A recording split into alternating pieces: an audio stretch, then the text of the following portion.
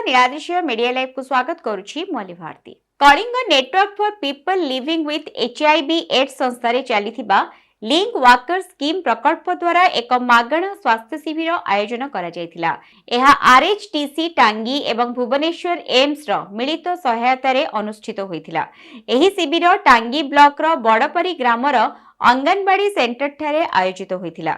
एही स्वास्थ्य शिविर रे एचआईवी VDRL हेपाटाइटिस बी एवं CRBS रक्तचाप परीक्षा करिवार मध्य व्यवस्था करा जायतिला।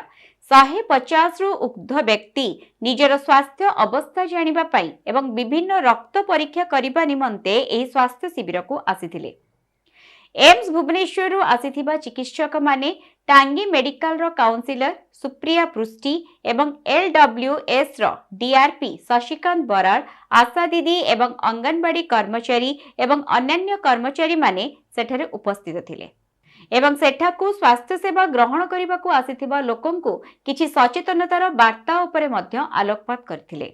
एहासह आईसीटीसी काउंसिलर सुप्रिया पृष्टि एचआईवी एवं एड्स विषय रे लोकमानंकु जणाइथिले। उपस्थित समस्त चिकित्सक, लैबोरेटरी असिस्टेंट एवं LWSR लिंक वाकर मानंक सहयोग रे उक्त मागणा स्वास्थ्य शिविर सफलतार सह समाप्त होइथिला। बाणपुर रु संग्राम रणांक रिपोर्ट नीलाद्रिशय मीडिया लाइव। एभली खबर पाइबा पई आम चैनल को लाइक, शेयर एवं सब्सक्राइब करंतु। नमस्कार।